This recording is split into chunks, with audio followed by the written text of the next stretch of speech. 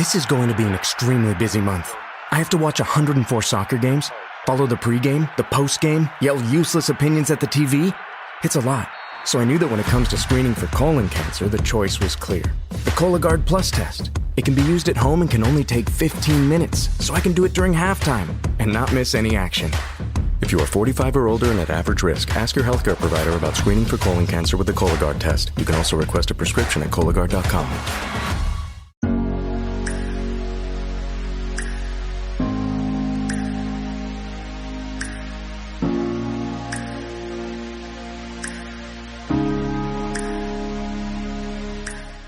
Welcome to Learn Finance 101, where we break down the key historical events within finance and economics.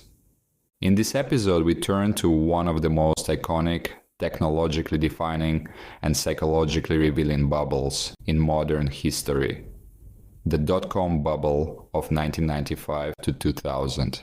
This is the story of how the commercialization of the internet ignited the greatest speculative frenzy the world had seen since the 1920s. A tidal wave of optimism swept over investors as they poured money into anything with a .com in its name. The Nasdaq Composite Index skyrocketed from under 1,000 in early 1995 to more than 5,000 by March 2000, driven by the belief that the internet would fundamentally reshape every industry: retail, media, finance, communication, entertainment, logistics, and create endless wealth. Companies with no profits, no meaningful revenue, and sometimes no viable product went public at sky-high valuations. Venture capital flowed like water into garages and office parks across Silicon Valley. Ordinary Americans opened online brokerage accounts, traded shares from home computers, and watched CNBC like it was a national sport. The phrase "new economy" became a mantra. Old rules of valuation no longer applied because technology had changed everything forever. Then the bubble burst. From its peak on March 10th, 2000, the Nasdaq plunged 78% by October 2002, erasing more than $5 trillion in market value. Hundreds of dot-com companies failed almost overnight.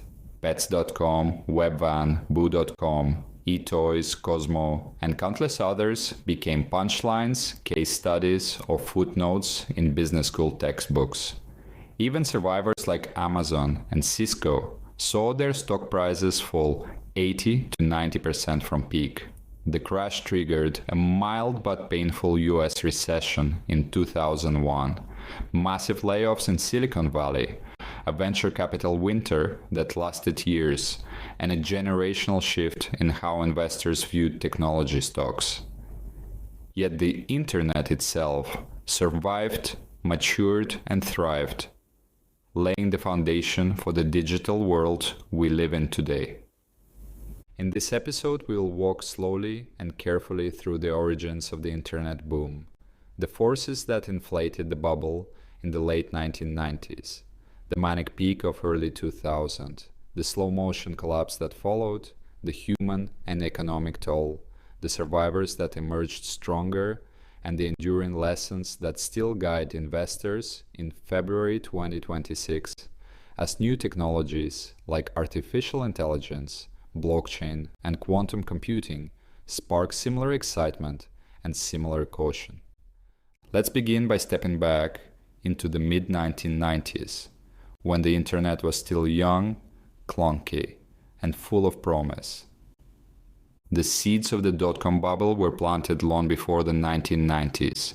The internet's origins trace back to ARPANET in the late 1960s, a US Defense Department project designed to create a resilient communication network that could survive nuclear attack. By the 1980s, it had evolved into a research network connecting universities, government labs, and defense contractors. The real turning point came in 1989 to 1991 when Tim Berners-Lee, a British physicist working at CERN, invented the World Wide Web, hypertext documents linked across computers, accessible via simple browsers. Berners-Lee deliberately made the web open and royalty-free, ensuring it could spread rapidly. In 1993, the Mosaic browser, developed at the University of Illinois, gave the web a graphical, user-friendly interface. Mark Andreessen, one of Mosaic's creators, left to co-found Netscape Communications with Jim Clark in 1994. Netscape Navigator, released in December 1994, became the first widely used graphical browser.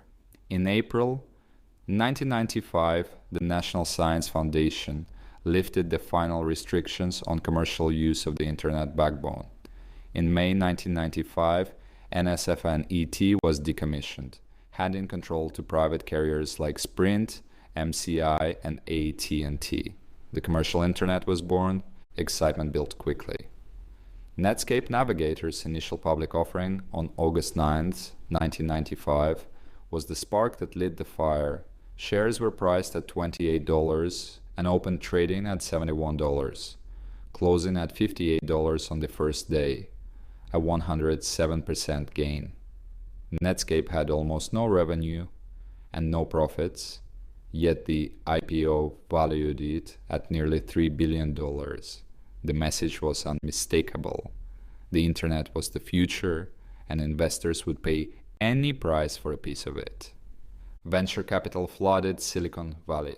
Money poured into startups, promising to revolutionize commerce, communication, media, and more.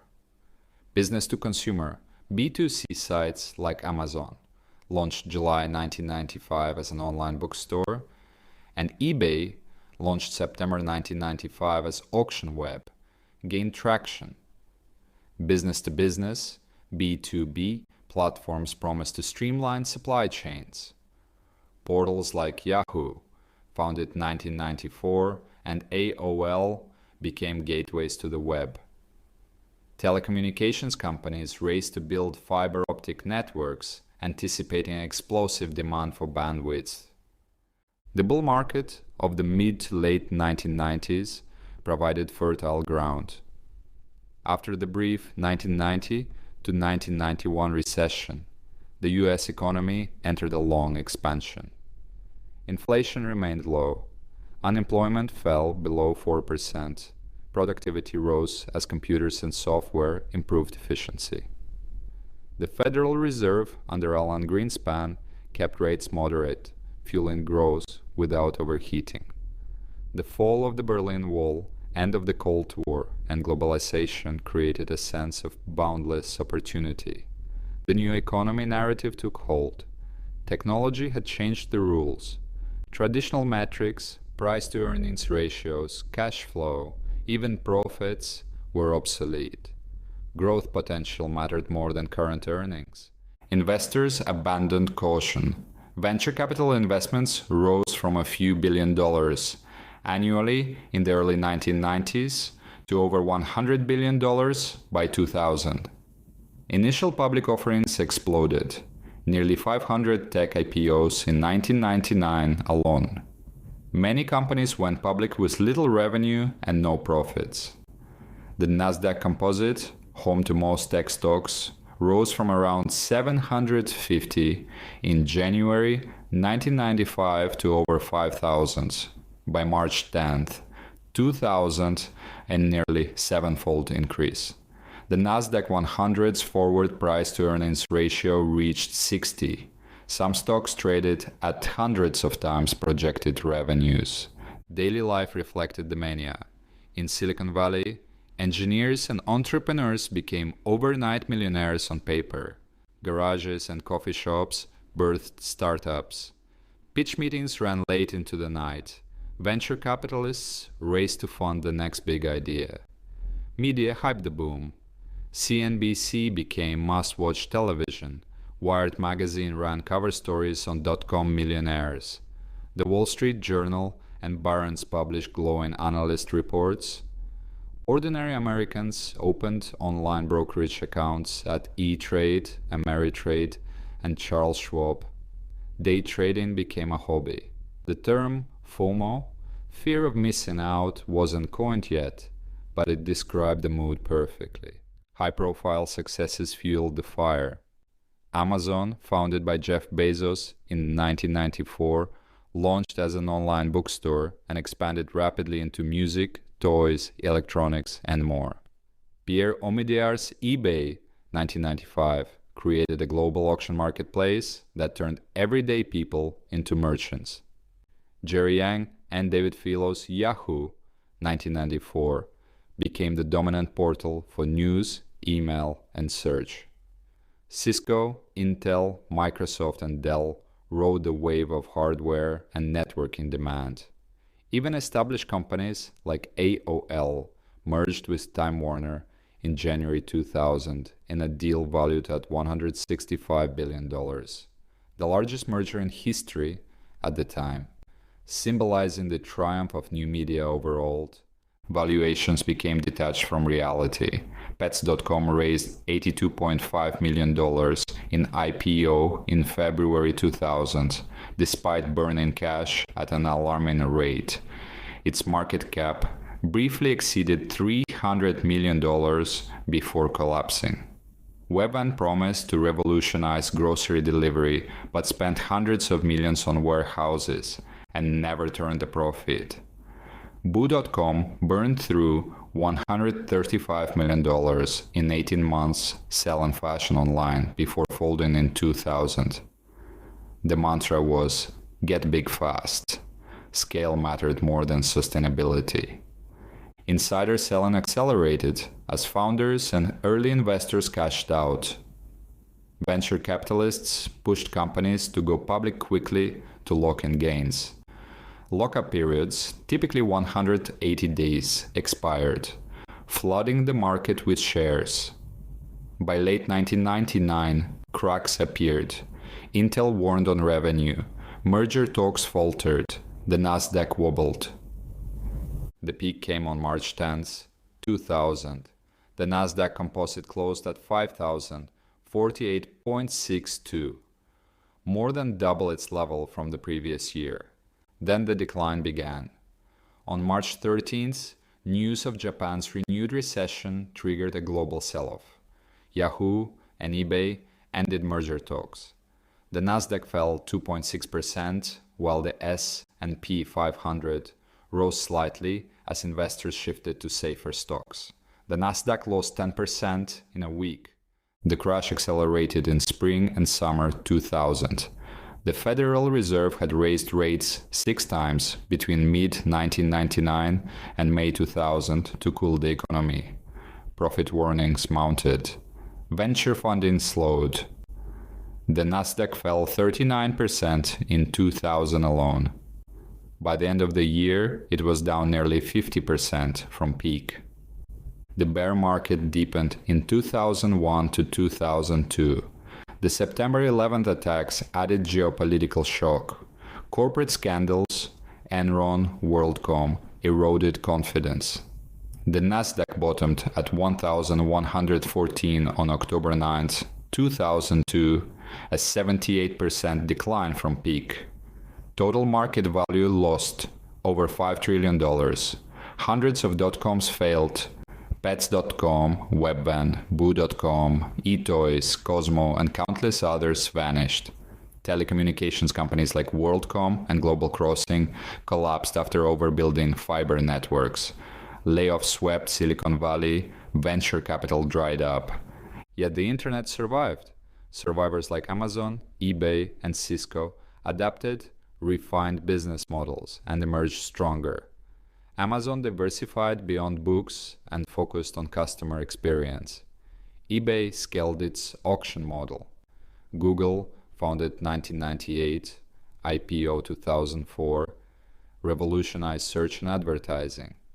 The infrastructure built during the boom, fiber networks, servers, broadband, became the foundation for the modern digital economy.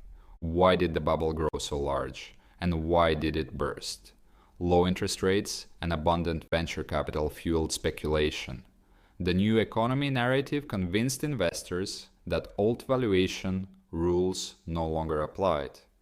Many companies had no profits and no realistic path to them. When reality intruded, rate hikes, profit warnings, competition, the greater food chain broke. The aftermath produced lasting changes. Sarbanes-Oxley, 2002, strengthened corporate governance. Investors became more skeptical of hype. The Nasdaq took 15 years, until 2015, to regain its 2000 peak. But the crash cleared deadwood and paved the way for sustainable growth. In 2026, the dot-com bubble remains a vivid warning. AI, blockchain, and other technologies spark similar excitement. Valuations stretch. Narratives of "this time is different" reappear. The lessons endure. Innovation is powerful, but fundamentals matter. Hype can blind even the smartest investors.